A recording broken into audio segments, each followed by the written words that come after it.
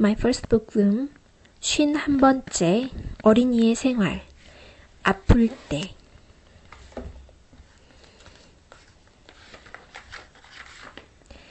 병이 났어요. 엄마가 체온계를 가지고 오셨어요. 일 어쩌나? 열이 높구나. 아빠는 의사 선생님에게 전화를 하셨어요. 의사 선생님이 오셨어요. 아 하고 입을 벌려봐요.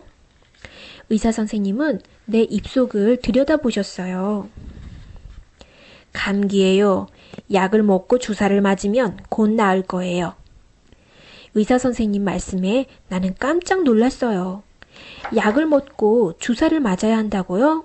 싫어요. 엄마가 약을 가지고 오셨어요. 싫어요. 난 약 안 먹어요. 피터, 약을 먹어야 병이 낫는 거야.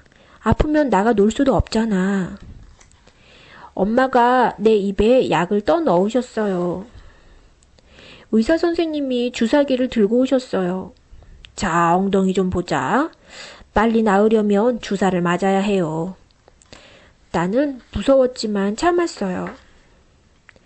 엄마는 하루 종일 내 옆에 계셨어요. 약을 먹여주시고 우유도 갖다 주셨어요. 아픈 건 싫지만 엄마가 무엇이든지 다 해주시니까 좋아요. 나는 오랜만에 침대에서 그림을 그렸어요.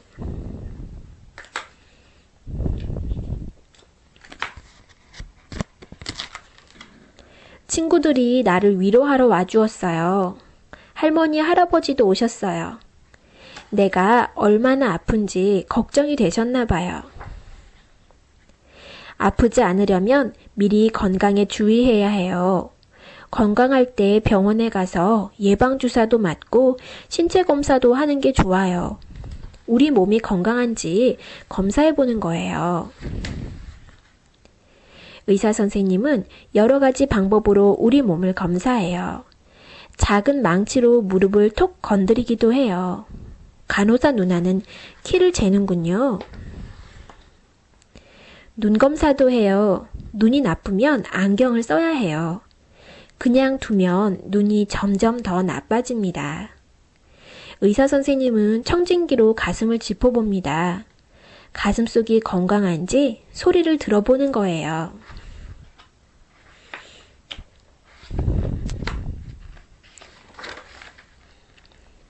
의사 선생님은 직접 가슴속을 들여다보기도 해요. 자, 숨을 들이마시고 옳지, 그대로 숨을 멈춰요. 그러면서 사진을 찍어요. 그리고 나쁜 곳이 있는지 사진을 살펴봅니다. 이 사진기는 속만 찍히는 사진기예요. 이 검사를 빼놓을 수 없어요. 충치가 있는지 없는지, 잇몸은 튼튼한지 검사를 해야 해요. 의사 선생님이 입 안을 들여다봅니다. 충치가 있으면 빨리 치료를 해야 해요. 신체 검사가 끝났어요. 건강은 건강할 때 지켜야 해요. 그렇죠? 아플 때 건강을 유지하기 위해서는 병을 빨리 치료하는 것도 중요하지만 병이 들기 전에 미리 예방하는 것이 더욱 중요합니다. 소아과 의학 놀랄만한 과학의 발전과 사회의 변화에 따라 건강에 대한 생각도 많이 달라졌습니다.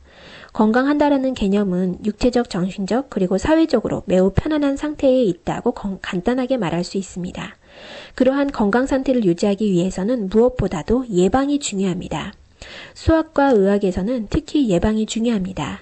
임신 기간 동안 엄마와 태아는 정기적으로 건강 상태를 진찰받습니다. 그리고 아기가 태어나자마자 소아과 의사는 건강 기록부에 아기의 선천적인 특징과 생물학적, 의학적인 자료들을 기록합니다.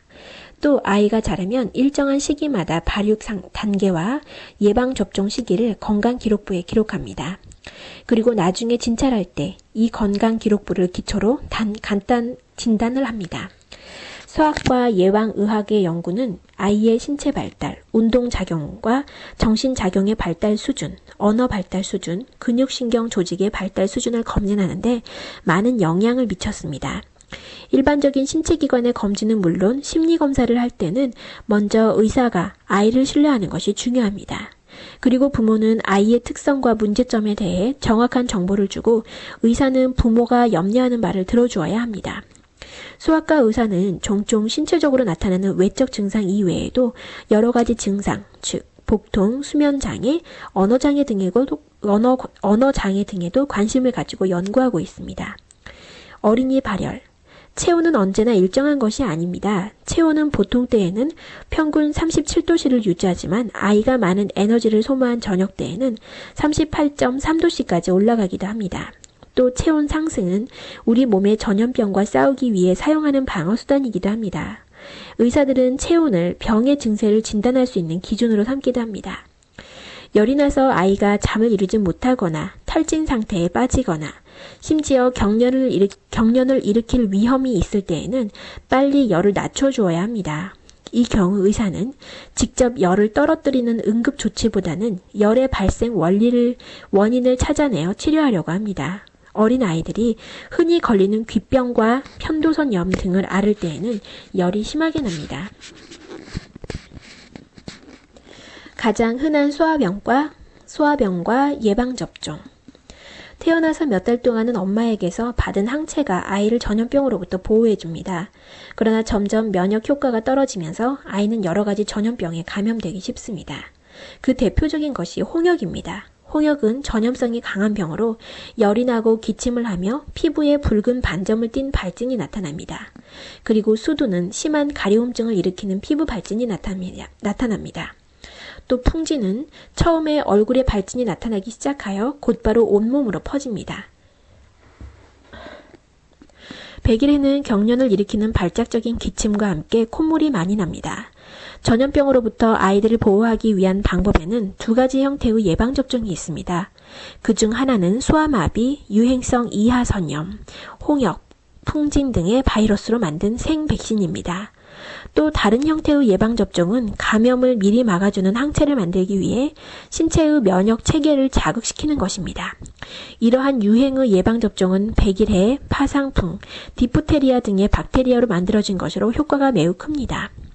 예방접종 캠페인은 천연두와 같은 전염병의 확산을 막는 데 크게 기여했습니다.